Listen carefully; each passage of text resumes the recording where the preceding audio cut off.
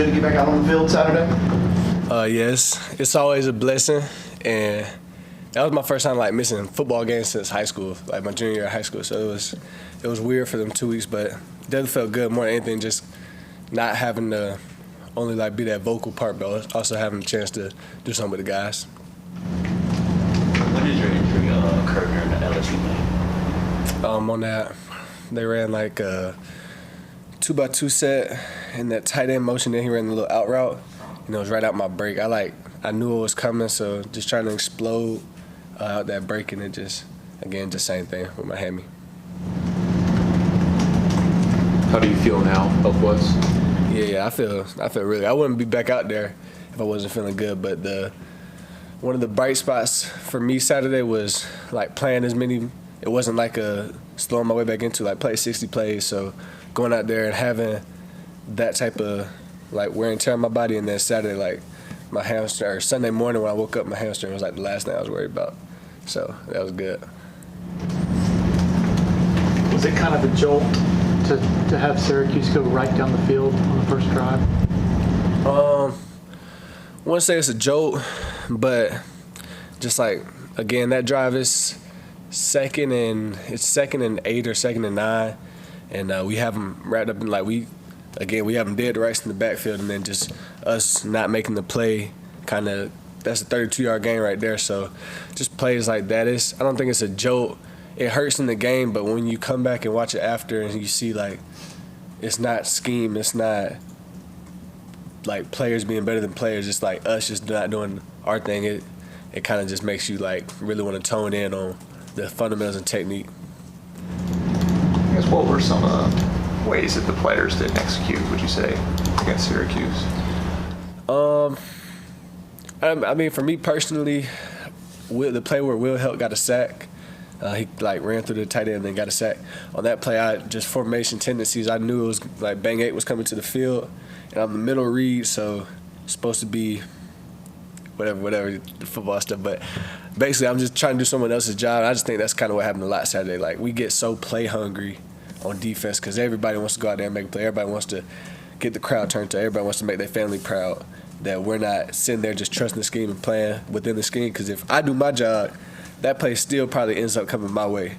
Like if Will Helt doesn't do superhuman stuff. But just stuff like that. We just all got to trust the scheme. When we trust the scheme, it works, and we see what works. Like second half, settled in, playing our brand of football on defense and just doing what we got to do.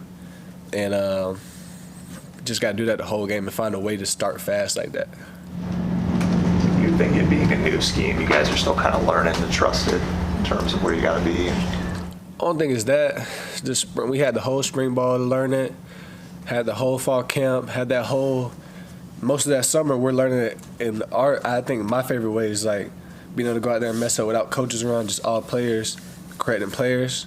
So I think we know it good enough to where like it's not a knowledge thing. It's simply just like executing it, getting back to fundamentals. And I think this is a good week. Like bye week came at a good time to you really sit back and reflect on these last 4 games. It hasn't been things that we're getting out schemed or out coached or we're not in the position to win. We just simply got to execute.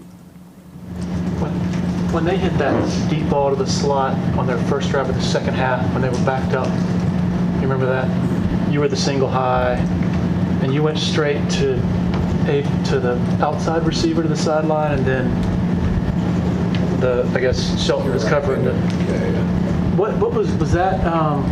What was going on there? Can you just educate me on sort of what the? So the concept, it's a trap zone coverage, and so you have a vert hooker, and then the outside half, the corner's playing trap technique, and all that means is the same thing as a cloud, but way more aggressive. Like any run action or anything flat, they have no responsibility. So my responsibility is taking care of that one. I got all the one. We call it outside half, but you got all the one. Like on that vertical and that whole shot, that's where I'm trying to beat the quarterback to.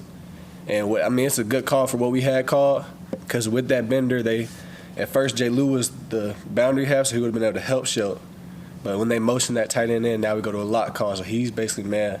So it just puts Shelton in a predicament. It's football. They're going to make plays too, but yeah, it's just a good call for what we had called. It looked I could be wrong, but it looked like Shelton thought he might have had help in the way he was playing that. I guess It's just the technique he's taught to play, because normally he is going to have help right there, but it's just, again, just good play call for what we had called. Any questions for Khalil virtually? Anybody else in the room? You're talking pretty confidently like this is a season that's not lost. How does that mindset feel across the locker room? Are there a lot of guys that are, seeing the plays that they just haven't made and know that they can be made and y'all can still finish this season strong? I mean, yeah, like in the locker room, obviously it's frustrating, and it sucks because you got guys like Antonio who could have went last year, Kay who could have went last year, Cuddy, like you got all these guys who came back and we wanted to make the most of it, and we just kind of messed it up ourselves. But at the end of the day, it don't matter if we lost 12 games in a row. Like, we're not playing for a record. We're not playing for a win or loss. Like, I'm personally playing so on Saturday. My parents don't feel like they got to put a hood on and cover their back up when they walk out the stadium. They don't got to be ashamed of me and what I do on that field. And I think that's just kind of like what we go back to in our locker room. Like, it's not so much about win or loss. It's about remembering why you play. Like, a lot of these guys are playing because if they don't go out there and do it on the field and put it on tape and have a chance to go and make this money and take care of their family, then who is? So just remembering that. And Coach Swinney said it's a lot of good things that come with, like, it's a good thing and everything that's bad. And, like, I think that's one of the, as bad as it's been and as, like, hard as it's been for us, I think that's a good thing. It's kind of made us have to refocus. And, like, now, if you're ready to quit, you really, like, didn't care about what you was doing it for in the beginning. So for me personally, I think it was a good reset in that MySpace.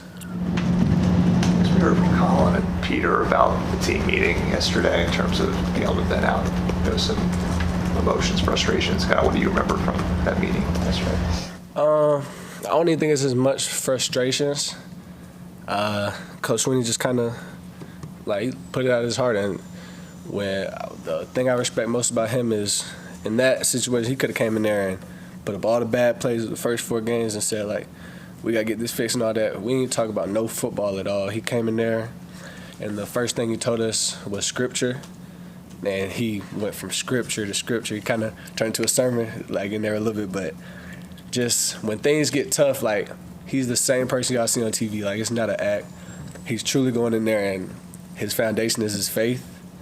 And that for me, like, it was emotional in there just because he truly does feel like what we feel, but times 3, because he's not just feeling it as a current player. He's feeling it as a coach. He's feeling it for his former players. I talked to RJ yesterday. He was telling me how they get messed with in the league when we're struggling. So he's feeling it from all of that, and he's feeling it obviously for the community. So I think more than anything, it wasn't frustration. It was just kind of his emotions and letting us know he's sorry. But at the end of the day, he's our coach, and yes, he has to technically take the blame, but it's not him. They done put us in the right spots, and we just genuinely got to go do it. We got to go execute. All right. Thank you, Khalil. Appreciate your time, man. Thank you.